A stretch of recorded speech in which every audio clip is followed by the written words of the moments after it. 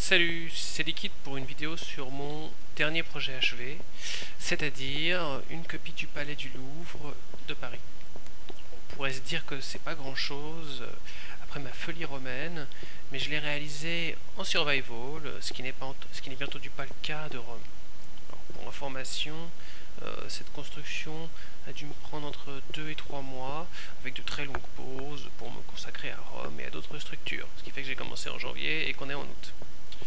Alors, on se trouve sur le serveur de Tarto, qui possède sa petite communauté, et sur lequel on peut se rendre après en avoir fait la demande dans le topic qui lui est dédié sur le forum Wifrag. Je salue et remercie Tarto au passage et les autres joueurs du serveur. Évidemment, la vidéo est destinée aux francophones, tant pis pour les anglo-saxons, mais en même temps, on va parler du Louvre et pas mal du grand siècle, donc le français me semble de rigueur. En fait, comprenez que je parle l'anglais comme une crotte. Dans la vidéo, je vais tenter de vous faire découvrir ma construction, mais également l'histoire de la construction du Louvre à travers les siècles. On peut dire que cet ensemble monumental reflète des éléments de l'histoire de France, la politique culturelle des rois, comme François Ier, la politique intérieure, comme avec Henri IV, ou les changements apportés par le siècle des Lumières et la Révolution. Un bâtiment que je trouve donc particulièrement intéressant et que j'espère vous regarderez d'un autre œil après ma vidéo. Alors, nous nous trouvons actuellement dans une des cours du Louvre, sans aucun doute la plus importante et la plus ancienne, la cour carrée. L'histoire du Louvre est tout d'abord médiévale, avec la construction d'une forteresse défensive à Paris par Philippe Auguste, c'est-à-dire ici, au lieu dit du Loupara, qui va donner son nom au Louvre. La documentation officielle du musée ne donne pas d'étymologie précise concernant ce terme. On parle d'un rapport au loup possible, mais sans certitude. Contrairement à ce que l'on pourrait penser, le Louvre ne va pas devenir la demeure des rois au Moyen-Âge, et il est rarement occupé par le maître des lieux. Il faut attendre François Ier, et donc le XVIe siècle, pour que le Louvre moderne pointe le bout de son nez. Justement, après sa captivité, on va conseiller à François Ier de vivre à Paris.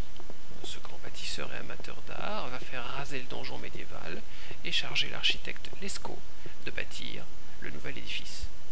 Alors, le choix d'un Français plutôt qu'un Italien, et on sait à quel point le roi était attiré par l'art renaissant, va être déterminant et donner lieu à une œuvre emblématique de l'architecture de la Renaissance française. C'est de cette partie du bâtiment dont nous parlons, l'aile Lescaut, dans cette partie-là seulement. Bien entendu, ma reproduction ne peut pas rendre hommage à cette splendide façade qui allie les canons de l'architecture antiquisante italienne à des éléments traditionnels français. Alors, on va pas compliquer plus la chose puisque la construction n'est pas assez détaillée et donc on ne peut pas vraiment en parler. Après François Ier vient le long règne, entre guillemets, de Catherine de Médicis, qui va, plutôt que faire agrandir le Louvre, construire le palais des Tuileries à 500 mètres d'ici. C'est Henri IV qui va reprendre la construction du Louvre et donner l'impulsion à un projet titanesque.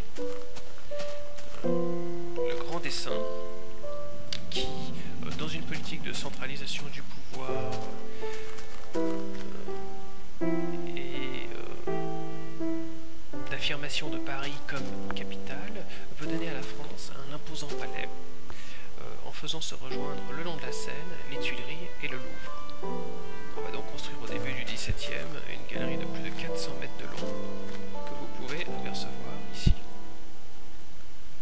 Bien, Henri IV va finir comme vous savez, c'est-à-dire assassiné, et c'est son fils Louis XIII, après la régence d'une autre Médicis, Marie, sa mère, qui va pouvoir continuer l'œuvre de son père, en chargeant Poussin de la décoration d'une galerie et Le Mercier de compléter la cour carrée où nous revenons. Alors ce dernier, contrairement à Poussin qui n'achèvera jamais son œuvre, va doubler l'aile Lescaut à l'identique et faire construire entre les deux le pavillon dit de l'horloge. Vous voyez, l'aile Lescaut est doublé de l'autre côté, et le pavillon de l'horloge construit entre les deux. Louis XIV, plus tard, va compléter la cour avec ses ailes que voici. Un concours va être organisé et parmi les plus grands artistes vont proposer des projets.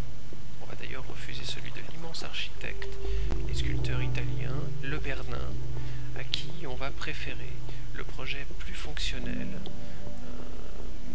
de Levaux, Perrault et Lebrun.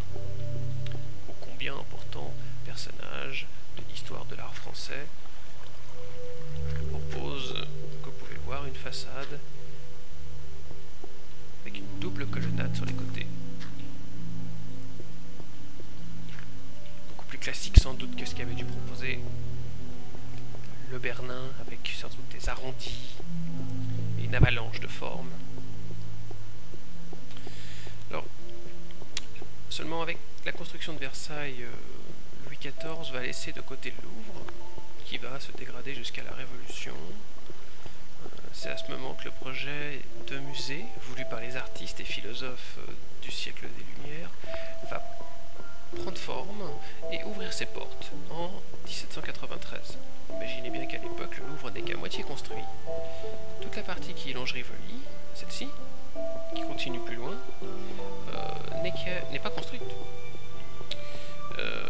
Napoléon, après la Révolution, va faire construire l'arc du Carrousel, que vous pouvez voir ici, pour fêter la victoire contre le Saint-Empire germanique. Mais l'arc fait en réalité plus partie de l'ensemble des Tuileries, qui étaient juste en face. Vous pouvez voir, vous pouvez imaginer, hein, juste derrière l'arc, plutôt que de l'ensemble du Louvre. Pour la partie qui longe la rue Rivoli, celle-ci, il faut attendre Napoléon III. En effet, la construction de l'aile nord était au point mort depuis la Restauration, et c'est à la suite de son coup d'État qu'il va pouvoir forcer les travaux. Le projet de l'architecte Visconti est retenu. Il ajoute de nombreux pavillons, sans doute ceux qu'on peut voir ici. Revoit les façades de la cour Napoléon, cette cour, et érige l'aile nord, qui sert d'appartement à Louis-Napoléon. L'ensemble est enfin complet. Les Tuileries sont parfaitement intégrées au Louvre. Imaginez donc l'aile qui rejoint les deux pavillons. Nous allons mettre fin à la vie de ce mouton peu désirable. Seulement, ça sera de courte durée, hein, cet ensemble complet, puisque le palais est inauguré en 1857, mais va être incendié pendant les événements de la Commune en 1871. Donc les Tuileries sont gravement touchées et ne seront pas sauvées par la Troisième République, qui va préférer raser les ruines du bâtiment. Vous comprenez donc pourquoi cette partie du palais vieux du XVIe siècle, qui aurait pu être sauvée, n'existe plus aujourd'hui. La suite, vous la connaissez, un splendide musée durant tout le XXe siècle. On a ajouté dans les années 80 la pyramide, devenue un des emblèmes du Louvre. Vous remarquerez peut-être qu'elle est un peu grande comparée au reste du palais. C'est parce que ma copie du Louvre est à l'échelle 1/2, pour être réalisable en survival, et pour qu'on puisse la contempler malgré la petite distance de vue que propose Minecraft. En effet, si j'avais construit le Louvre taille réelle, on verrait sans doute même pas le pavillon qui est là-bas. Alors, contrairement au Louvre en 1/2, la pyramide, elle, est aux 3/4 de sa taille réelle. Si j'ai fait ça, c'est parce que, contrairement à la hauteur d'un bâtiment qui peut être haut, même si on raccourcit sa longueur, si vous touchez à la base d'une pyramide, elle perd automatiquement de sa hauteur. Et, à tel point que lorsque je l'ai construite en 1/2, elle était ridiculement basse. D'où ce manque de proportion avec le reste du Louvre, pour lui donner un peu de hauteur pour qu'on puisse la voir. Enfin, nous voici en l'air, au-dessus du Louvre, pour vous offrir une vue d'ensemble du projet. il se trouve que le Louvre est en réalité moins symétrique. La partie sud longeant la Seine, et celle-ci n'étant pas parfaitement parallèle à la rue Rivoli, le vrai bâtiment s'ouvre plus sur la gauche, donc de ce côté. Vous pouvez également apercevoir les différentes cours. Vous remarquerez certainement que je ne vous ai pas fait visiter l'intérieur du bâtiment, qui est en réalité peu intéressant à l'échelle 1/2 et difficilement décorable en survival. Mais je ne peux que vous encourager à aller ou retourner au véritable Louvre pour profiter de l'incroyable collection de chefs-d'œuvre qu'il contient. Voilà. Alors j'espère que cette vidéo vous a plu, ou comment vous apprécierez ma construction qui fut laborieuse. À bientôt.